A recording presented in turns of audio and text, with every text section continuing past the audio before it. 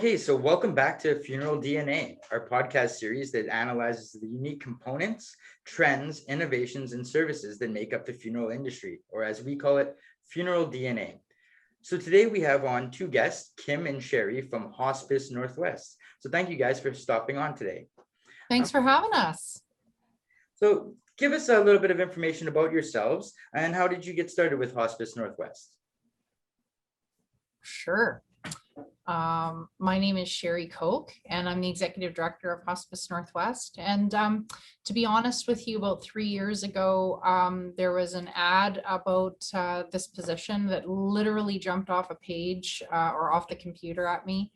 I really wanted to get back into the not-for-profit world, and this just really spoke to me. And it's an organization that believes that how we die matters, and our volunteers are trained to be with people at the end of their lives. And I'm thrilled to be a part of the organization for the last 3 years. That's me quickly.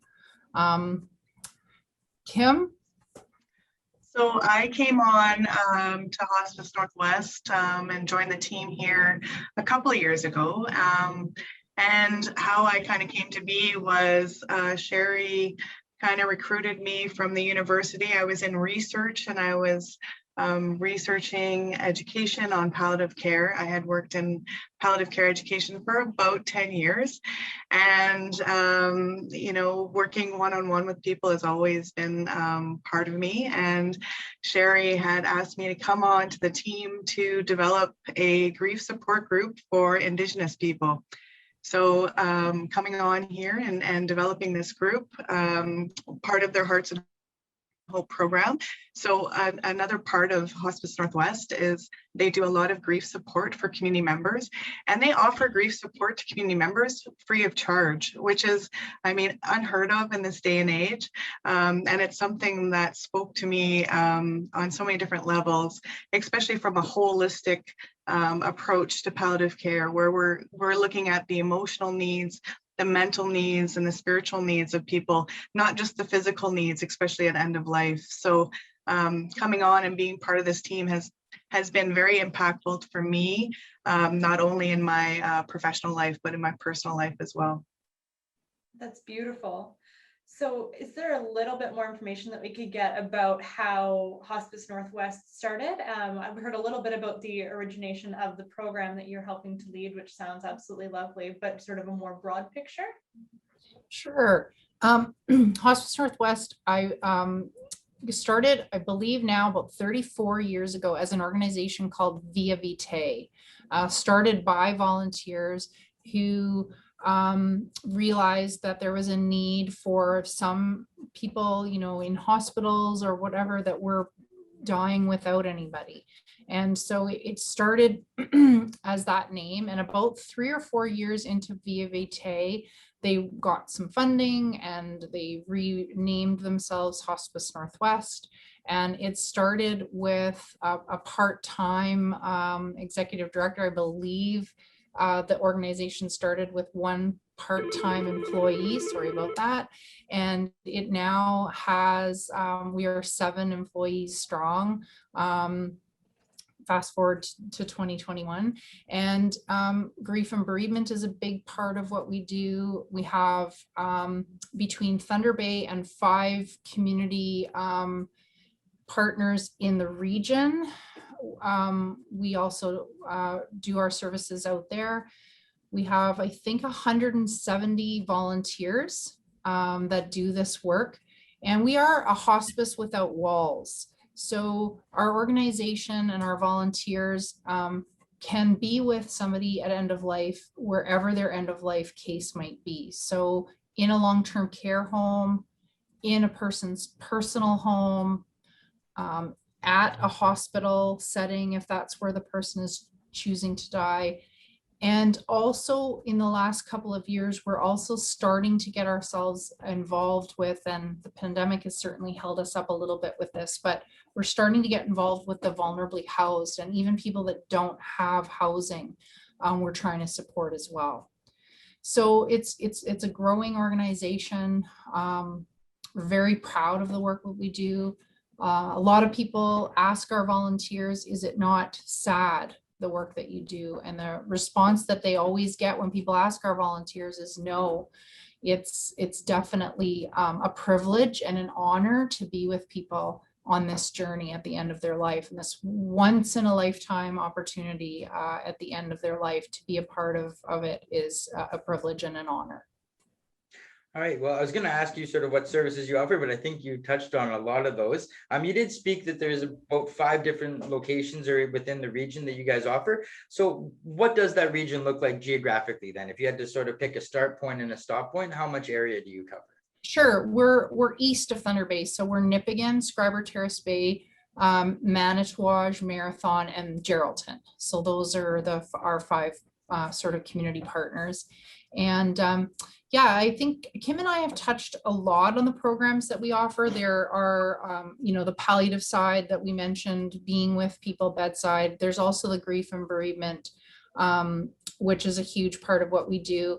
And then we also do programs twice a year called Dialogues, which is a public event that people can come to, and are different themes, and just getting people talking about death and dying in all kinds of different themes. So we do a couple of those every year as well.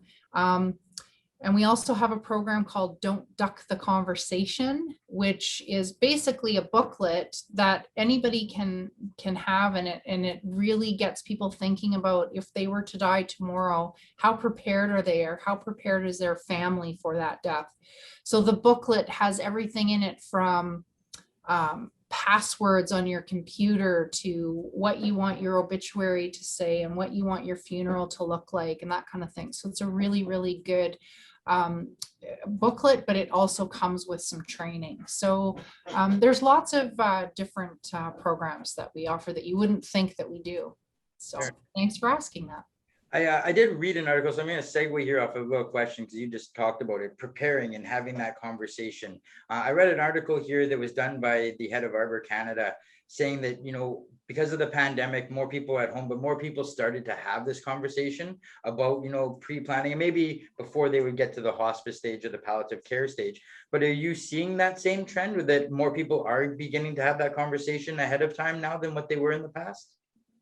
I believe so. And I'm going to let Kim answer this. Kim's an advanced care planning champion in Thunder Bay, one of, I think, only 2 people that can speak to advanced care planning. But we actually just had a dialogue session on this very thing on April the 16th, and it was well attended. And I do think that more people are really thinking about getting their wills in place and that kind of thing. But I'll let Kim talk a little bit more about advanced care planning quickly too. Yeah, thanks, Cherie. I think that, in the time that I've been working in palliative care, and even, having those conversations around, if we became unable to speak for ourselves, who would be that person to speak for us, especially in healthcare? Because, we still want to be able to have a voice, and we still want care that we want.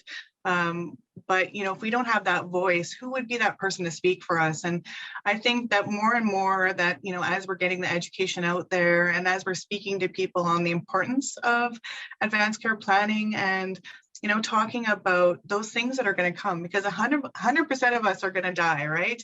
We know this. And there's always those moments in life where we don't know what tomorrow can bring. Like, I can walk out of here today, get into my truck and get into a car accident, and now I'm unable to speak for myself. So who would make those decisions for me?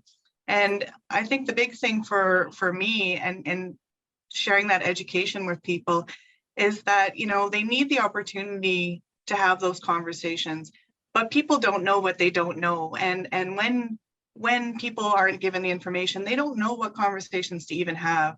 So, I think in the past 10 years, I've definitely seen an increase, and the events that Hospice Northwest holds, and the Regional Palliative Care Program, and the Center for Education on Research in Aging and Health, they have great education continually going out there about advanced care planning, having those conversations, normalizing conversations around death and dying, because I think often people get into circumstances when there's a crisis, a health crisis, or something happens and people die, people are left not knowing what to do. Should I have done this? You know, there's feelings of guilt, there's feelings of anger, and that leaves a lot of exaggerated grief at, you know, afterwards. And that's why I feel it's so important to have those conversations and to have them, you know, be prior to a health crisis, prior to the death of a loved one, because it prepares us, it prepares families, it prepares communities, it gives people the opportunity to normalize death and dying, because we don't have those conversations enough. So I've definitely seen an increase, and from the education that's been, you know, going on in the past 10 years and promoted and well received by community members, for sure, I think the conversation is becoming more normalized. So obviously, you know, a nonprofit organization, you alluded to, you have some employees and some people that are working there, but you know, clearly this is going to be fueled and helped run by a lot of volunteers. So speaking out there, if there's people out there that want to help or want to get involved, how can they get involved with you guys? How can they lend their hands? One of our positions here is a volunteer coordinator named Shaylin Moore, and we have a very wholesome training program that we partner with Hospice Palliative Care Ontario to do. And so all they would need to do is contact our office. Our phone number is 626-5570 and ask for a volunteer coordinator, and we would get them hooked up to our training program. If they're interested, we would explain it all to them and get them going. So. Okay, so it's a good way for them to be able to go out there and, you know, help out with the community, help out with the people there. Now, somebody that may be unable to volunteer, or perhaps are going through some stuff themselves and it might be too close to the subject. If they're unable to volunteer, how can people still support you guys? Well, a couple of different ways. If they can't and they need support themselves, if they need grief and bereavement support, or if they're a caregiver taking care of somebody at home that has a life-limiting illness, they can call us and we will get them hooked up to services, and they can call that same number, 626-5570. We have programs for the palliative client. We have programs for the caregiver of a palliative client, and we also have programs for grief and bereavement. So people can do that. But the other thing I think that you're getting to, and the reason why I'm wearing this lovely hat today, is we are lucky to be funded by the Northwest LHIN, but we also have extra programs that we do that are not funded by the LHIN, and we do fundraising. One time a year, we do a fundraiser called Hike for Hospice, and it is this weekend, starting today, tomorrow, and Sunday. People, of course, it's virtual this year. People can walk, bike, hike, crawl, wherever they want over the weekend. So, and people register, they create a team if they want to, and they collect pledges for us. I will say though, that this hike is more than just a hike. It is a time for all of us to come together. It's there's a bit of a memorial component to it. When people register for the hike, they get a ribbon that they can put their loved one's name on, and they can tie it wherever they like, but they can come to the butterfly wall at the Memorial Garden at Boulevard Lake and tie their ribbon onto the butterfly wall. And when they register for the hike, they get a flower. And the idea behind the flower is that at some point during their hike, bike or walk, they can take a moment to pause at a water's edge or at the edge of a forest and remember their loved one and drop their flower. So our hike is about honoring and remembering those that we've lost this past year. Myself, I lost my mom on March 20th of 2020 and my dad on December 9th of 2020. And my mother-in-law on July 3rd of 2020, if you can believe it. So my husband and I and a few friends, we will be hiking, going for a walk at 11 o'clock on Sunday, and we'll all be given these flowers and the ribbons. So just really wanted to tell people that there's a very much a memorial component to this hike. That sounds beautiful. How long has this event been running for? Oh, great question, because this is our 10th annual. It's really exciting for us that we've been doing this for 10 years. And we have this wonderful honorary family, and we had great plans to make it bigger and better than any other year. And, we just had to keep it virtual to keep everyone safe. So we're still making it big and wonderful, and we're getting very close to reaching our $55,000 goal. So hopefully things like this interview will help us surpass our goal. So really, really appreciate your time for sure. We appreciate yours as well. So this seems like an absolutely beautiful event. Are there any more that are coming up this year? We actually do, this is our only fundraiser that we do, like large scale fundraiser. We just do the one Hike for Hospice every year, and it's usually the first Sunday of May, but we delayed it a little bit, hoping that we'd be able to get together with no such luck. But anyways, we also do a memorial service. Usually we don't have a date for it yet, but it's usually the last Thursday of November or the first Thursday of December. We partner with a funeral home in Thunder Bay, and we do a memorial service, non-denominational memorial service for anybody that may have been lost during the year, because Christmas is a really hard time for folks to to go through. So this is a memorial service that we do right before Christmas every year. So there's that. And then also we have done a couple of years now in the fall, we do a memorial service in conjunction with the shelter house for vulnerably housed. For the frontline workers of a shelter, they feel the pain of losing their family members, their loved ones that live in a shelter. And the folks that live in the shelter also lose family members. So we've done a memorial service outside the shelter house, and we'll hopefully be able to do it again this year all together. So we also do that. And then new to us this year, on July 22nd, we will be doing a bit of a memorial service for clients who have gone through our programs and have lost a child. July is Bereaved Parents Month. And on July 22nd, we will be doing a bit of a memorial service with those clients that have lost a child. So we do other little programs, but none of those are fundraisers. This is our one time of the year that we do ask for support and financial support. So if somebody wanted to give the financial support then and wanted to donate to you guys, how would they go about doing that? Well, I have the link in the chat box here for you to see if you wanted to share that. That's our Hike for Hospice. They can click on that link and it goes directly to the Hike for Hospice.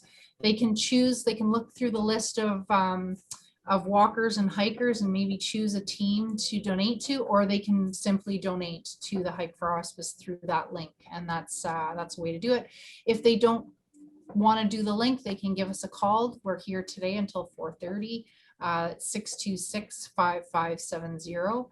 And we can do it that way. But people can click on the link morning, noon, and night, weekend, anytime this weekend to donate.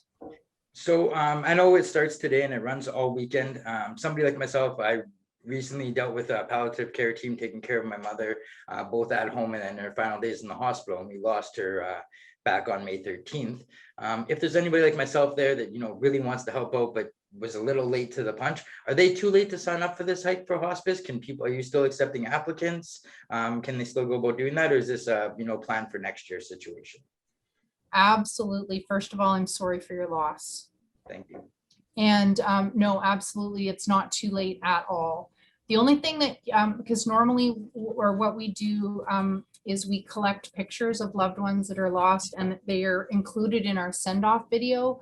That's the only thing that you would be too late for, just because the video is created. But other than that, you're welcome. You'd still get a flower and a ribbon. If you signed up today, we could get it to you. And absolutely, it's not too late. So we'd love to have you.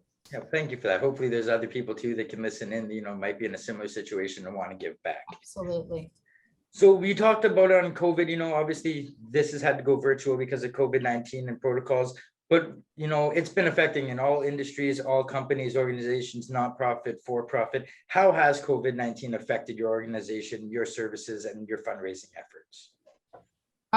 It affected our services in a very profound way, because of course we've all heard the word essential over and over this year, and we had to figure out a way to get to our clients. We've got many volunteers that have been creative and visiting their clients virtually. We have lovely stories of many volunteers still supporting their clients through the pandemic. One really interesting story that comes to mind is our volunteer Olivia, who couldn't get a hold of her client. And finally, when she did, she said, "Why haven't you been answering the phone?" He said, "Because I only have one phone, and if I can't get to it, then I can't, get to your phone call." So she immediately rounded up a bunch of phones that she had in her house and brought them to him. And I think he now has 4 phones, one in the kitchen, living room, bathroom, bedroom, so that when she calls, she will get in touch with him. And so those are the kinds of things. We've done iPad visits, and now we have volunteers as early as we started going back in the fall. We are actually got volunteers at St. Joe's Hospital, and now we have some volunteers that have stepped up to the plate and were vaccinated early, double vaccinated early, and back into long-term care homes. So we're starting to get back into personal visits as well. So it's really affected how we do our work 100%. We definitely haven't sat on our laurels. We've been creating new programs and really training our volunteers to do great virtual visits. Our fundraising, surprisingly enough, hasn't been impacted as badly as we thought. This year, we're kind of close, like we might reach our goal. We're hoping we will. We're very, very close. So Thunder Bay and region has always been very generous. I know of a lot of fundraising that are saying the same thing as ourselves, but we do definitely rely on this fundraising to be able to do our programs and services wholeheartedly. So we're really hoping we'll reach our goal again this year. So if there's anything else that you want the community to know about Hospice Northwest, your services, or just any little tidbits of information you want to make sure the community hears, what would that be? The big thing I think I'm going to take the opportunity again to say is that we are a hospice without walls. A lot of people think that Hospice Northwest is St. Joe's Hospital, and we aren't. We do our work there and we partner, and they're a wonderful community partner for us. But like I said earlier, we are a hospice without walls. Our volunteers and our staff do help with end-of-life cases wherever they might be, whether it's at St. Joe's Hospital or the regional hospital, or in personal homes or long-term care homes, or most recently in a vulnerably housed situation. Our volunteers do their work wherever it might be needed. And how about you, Kim? Is there anything you'd like to leave the community with? Yeah, I think, and Mike, you brought up a great point about COVID and how it's impacted, services. But I think, COVID has also impacted grief and, our traditional ways of being able to support each other and to gather and to do those rituals and traditions that we rely on to get through our grief. And without being able to do that, I think it's added an extra layer to people's grieving. And Hospice Northwest offering their grief services, one-to-one, or Hearts and Hope, or our Circle of Friends that offers grief support and continued grief support. I think that it's a free service, and free to community members, and I think that it allows people to acknowledge their grief, people to be able to process their grief, and in a way that they need to. And I think that, that's why I believe in this agency, and I'm so proud and so grateful to be part of this organization. So I cannot say it enough that, this community is just so amazing, so amazing. Well, thank you very much for hopping on our podcast, Kim, and thank you, Cherie, for taking time out of your busy day. We know that this is a busy weekend for you, and hopefully it gets busier and busier as the days go on. I hope so. That would be great. Thank you so much for having us. This is, Yes. I've learned something about your program too. So thank you so much for having us. Yeah, thank you very much. And for those listening at home, thank you very much for joining us. Once again, I'm Mike Davis, and this is Ashley Salomon for FuneralDNA. Stay tuned next week, where our podcast is going to analyze the unique components, trends, innovations, and services that make up the funeral industry, or as we call it, FuneralDNA. Bye for now.